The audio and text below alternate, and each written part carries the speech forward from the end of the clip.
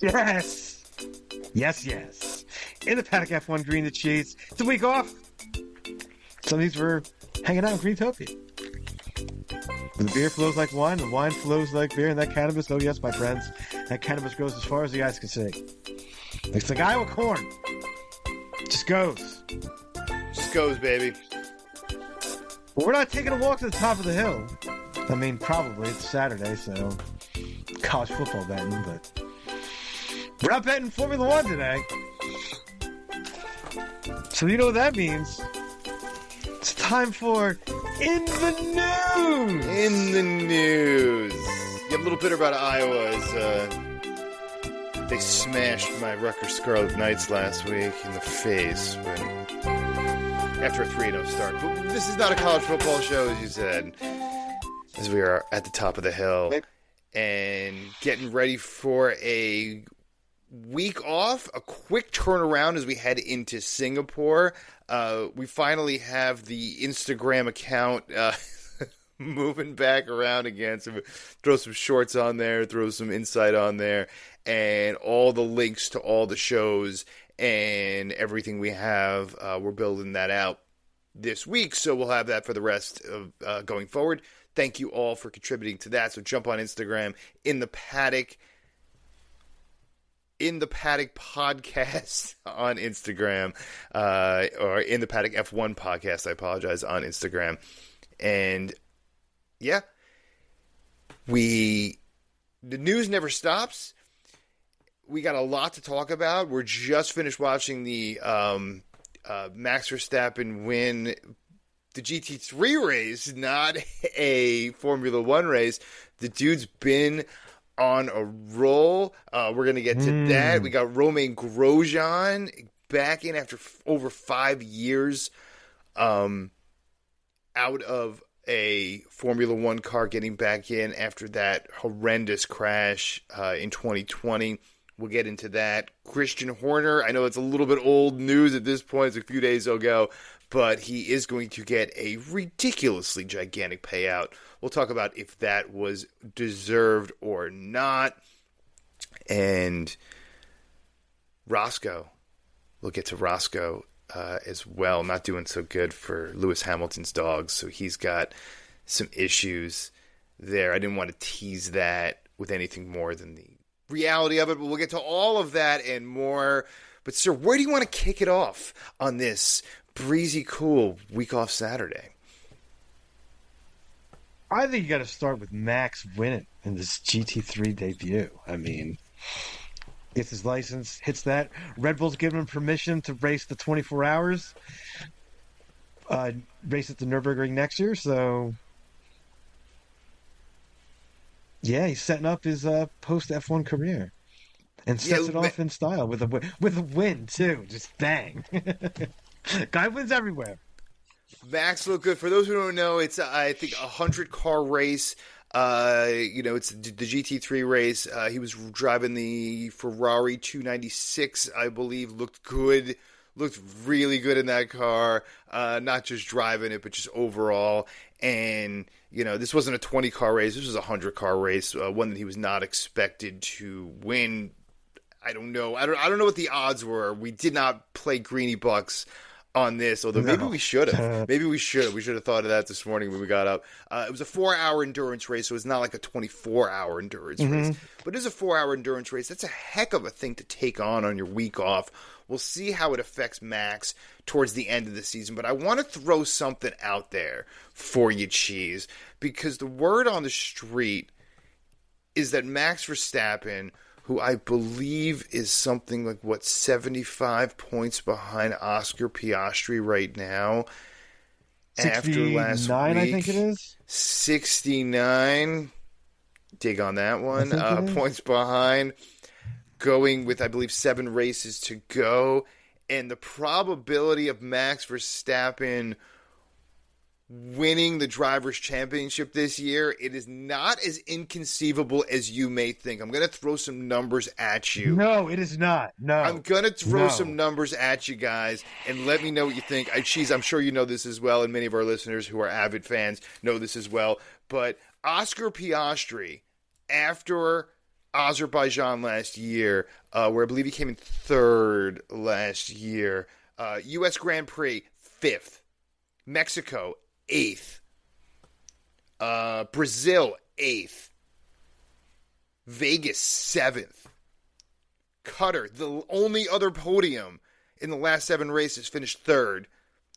And then Abu Dhabi finished 10th. That was Oscar Piastri's fall last year, and not literally. That was autumn. Let's use the word autumn here. But also, it was his fall as well. Lando Norris didn't do that amazing as well. Listen to Lando Norris's finishes of his last 4 races, and he did win in Abu Dhabi last year, but 4th at the U.S. Grand Prix, 2nd at Mexico, 6th in Brazil, 6th in Vegas, 10th in Qatar, Lando Norris last year. Again, all point scoring, and did win, like I said, Abu Dhabi. But that was his last. That was the last 6 races of the year for McLaren last season. And after Baku, not just the race, but quali as well, we could definitely be heading in that direction again.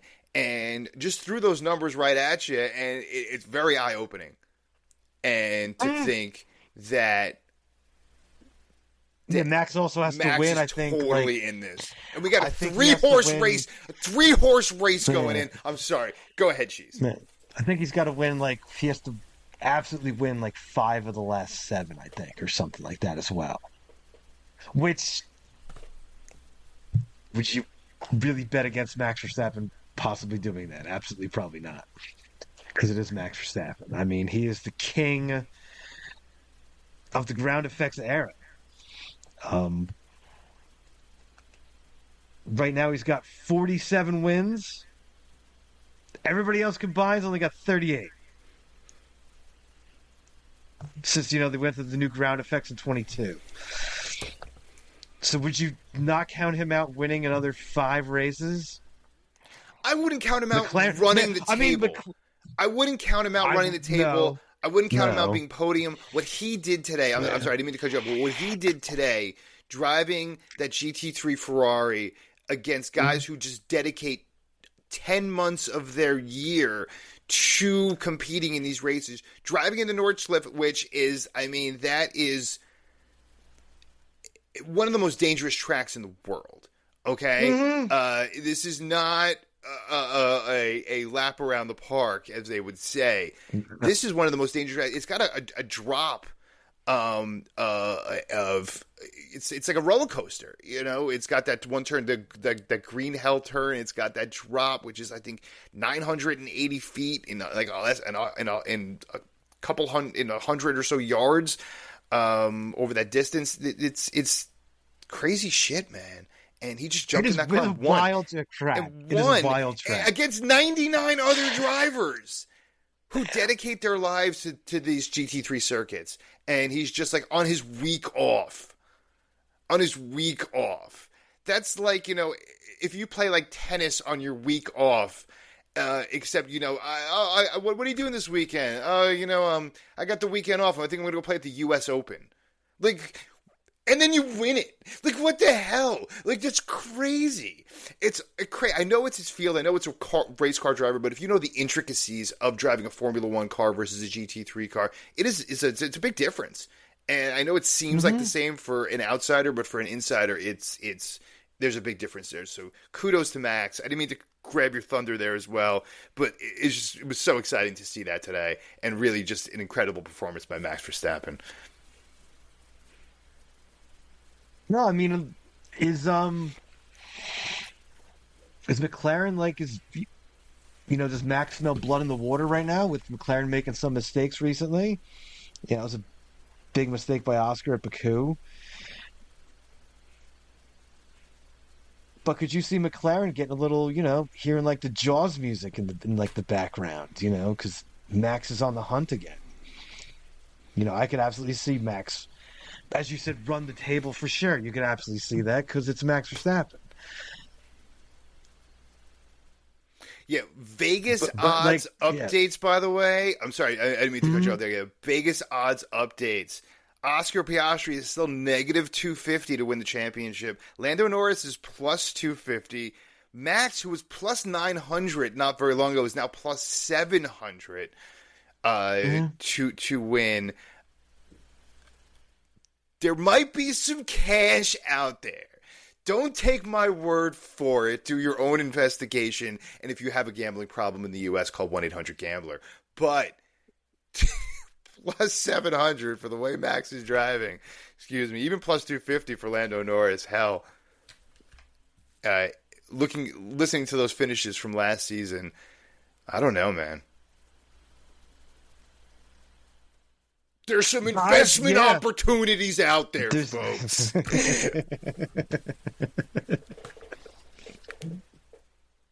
It's a gem mint 10 kind of deal. You can't count them out.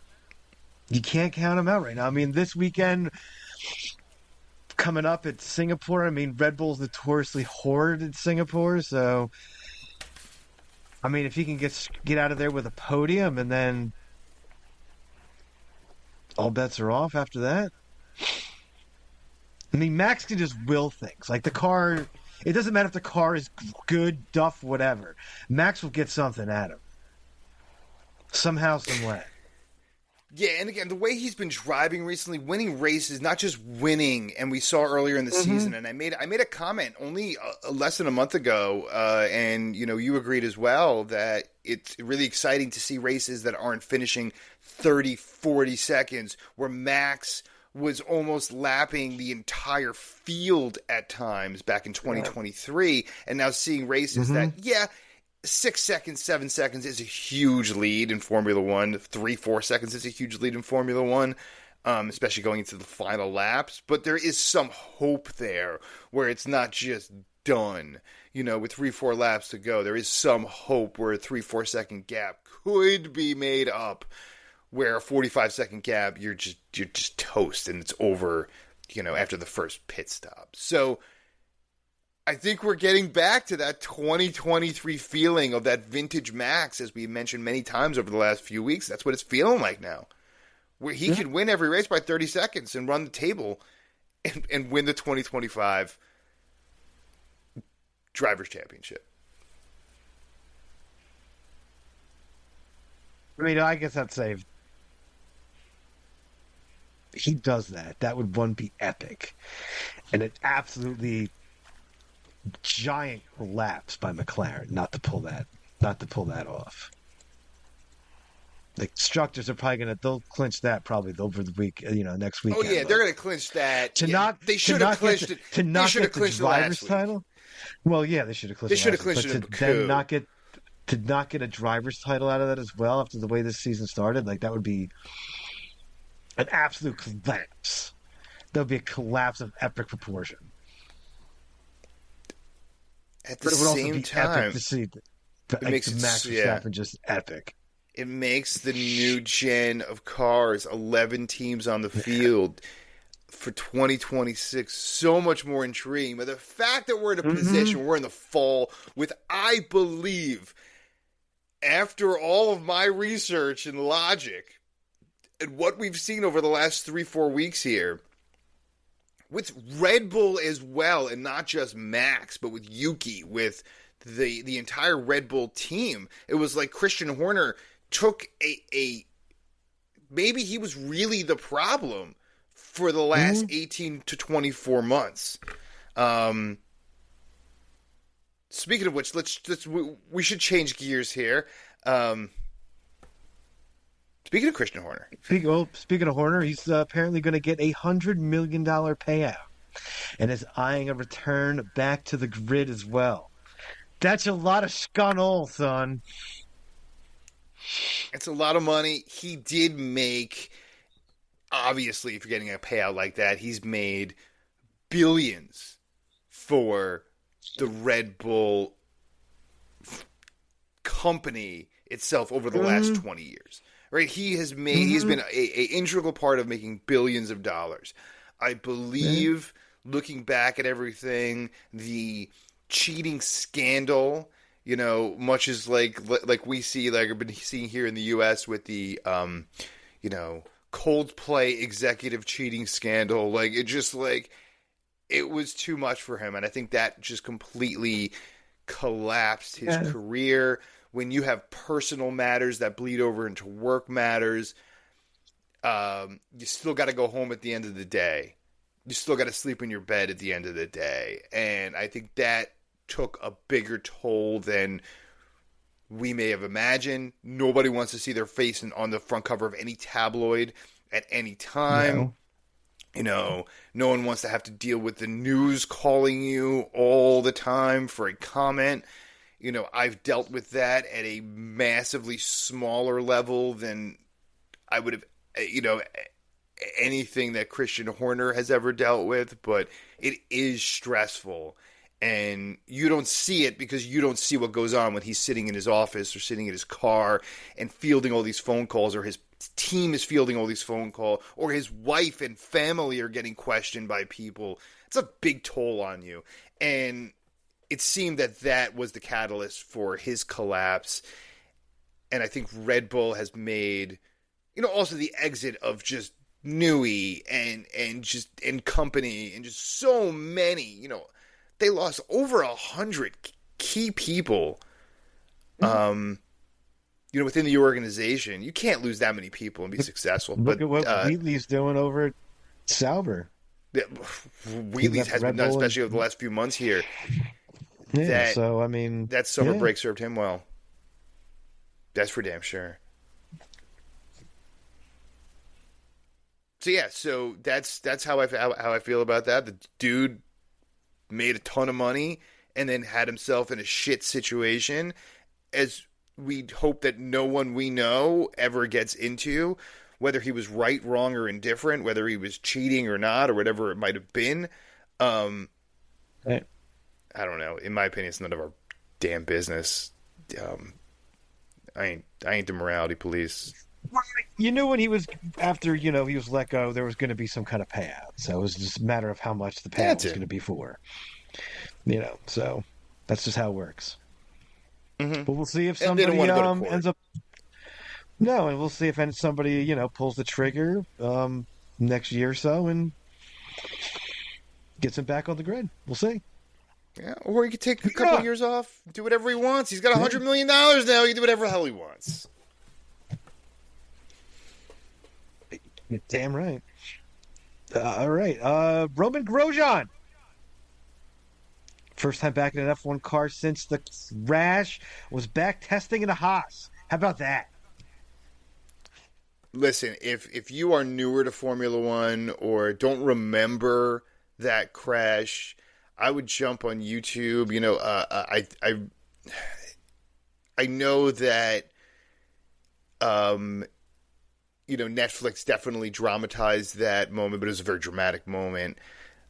But when you see the clip, especially from the Drive to Survive perspective, where they're behind the scenes during that incident and in the paddock and in, you know, speaking to people as that 2.5 minutes unfolded from the time that Grosjean went through that barrier and the fireball explosion, which was so just unexpected in a modern Formula One car, and then splitting in half. You know, half the car is on one side and the other half the car is on fire. And that's all you see. And the shock that everybody thought he had passed. And that there was no way he was surviving this. And when he gets out of that vehicle and they bring over the stretcher to bring him over to the ambulance, he refuses the stretcher because he wanted his wife and family to know that he was okay. He was not in the greatest shape, but under the circumstances, just having, you know, hand burns and injuries. Obviously, it took him out of the sport for life because his hand injuries were severe enough, but the guy shouldn't be alive, you know. So if you haven't seen that in a while or haven't seen it since it happened, I would definitely recommend that Drive to Survive clip. Well, the halo saved his life. The halo saved his life. But Like without that, he wouldn't be here. So it's a major safety addition that Formula One came up with and absolutely panned out to work and saved his life. Because without that, he wasn't making it. Plain and simple. So, but it was damn nice to see him back in a Formula One car. I'll say that. That's for damn sure. Absolutely. And Io Komatsu, who was his race engineer at the time of the crash, who is now obviously the head over there at Haas, is going to be his race engineer for the drive. So it was really an emotional moment. I think everyone in Formula One who's definitely around, who was there or not there at the time, is going to be very emotional. It's going to be a really emotional time and well-deserved. And like I said, it's amazing the guy walked out of there. And just check that out again if you haven't seen it in a while.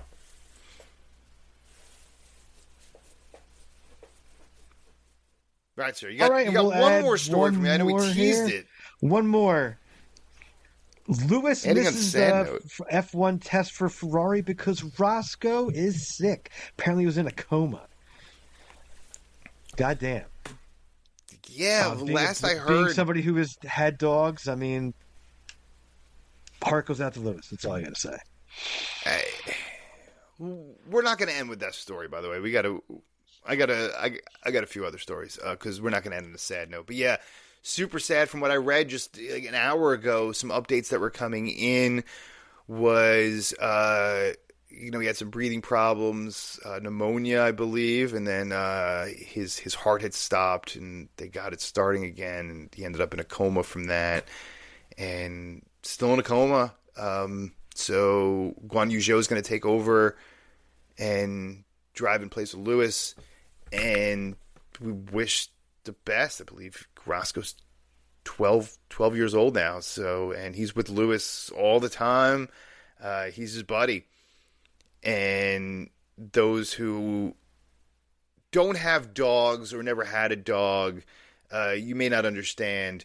But if you do, especially a dog like Roscoe, who just goes everywhere with you, as Lewis Hamilton travels the world, and who has his own fan base as well, like over 1 million Instagram followers, as I mentioned earlier, it's very, very sad. So we can't end on that. We wish the best for Roscoe for a quick recovery. Absolutely. And for Lewis and, those of you and us out there that, have gone through,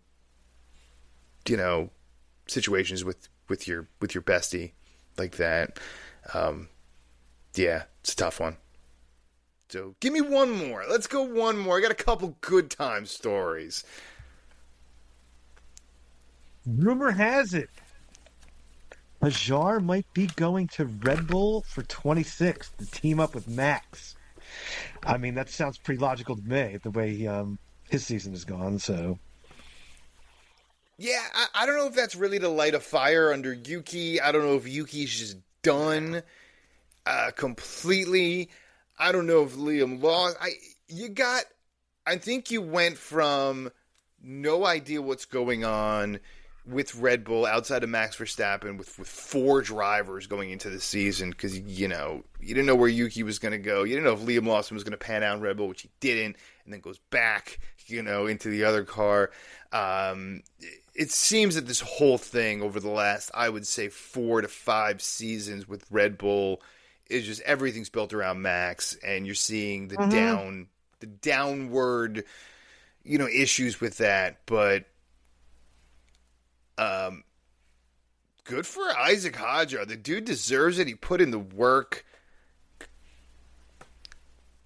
and he had some great races this season. Really, really great races. He's got a great positive attitude. He reminds me a little bit of Oscar Piastri from a couple of years ago in his rookie season, where he had that maturity a little more, because you're going to have some good days, you're going to have some bad days, and you want to be level as possible. Going back to the beginning of the show, we'll see how Oscar Piastri handles, because as I mentioned last year, he didn't handle the autumn stretch very well, so we'll see if he can handle the autumn stretch well.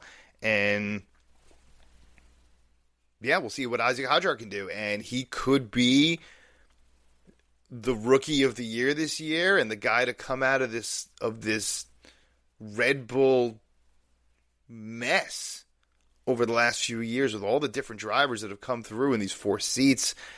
Maybe they finally found a second driver. We'll see. Because nothing is stuck. It's also the curse of the second Red Bull seat. So still might be like the Danny Ricciardo like curse now, because since he left, they've had trouble. So I don't know. It's pretty wild though. Yeah, I don't think it's a curse. Like I said, I think the car's just built for Max. But anyway, listen. We're going across the world here. We're going to the other side of the planet because we got Singapore coming up. Heading to the equator, sir. Tell me all about it. What do we got coming up in 6 days? Oh, street race, Singapore. It's going to be hot. It's probably one of the most difficult races the drivers get every year. So should be exciting. We'll see who brings it. Stay hydrated for that race. Drivers take their stationary bikes into saunas to train for this one. So yes, they do. So I mean, that's how hot it goddamn gets. So it's hot in an F1 car anyway. Throw that extra heat on top and humidity. That's rough, kids. Yeah, it makes lose like 5 pounds of like water weight. It makes Saudi look like a walk in the park sometimes. Not to use an old cliche there, but all right, dude, say what you got to say, brother. I will see you guys in a week's time. Till then, as always, stay medicated, my friends. Peace.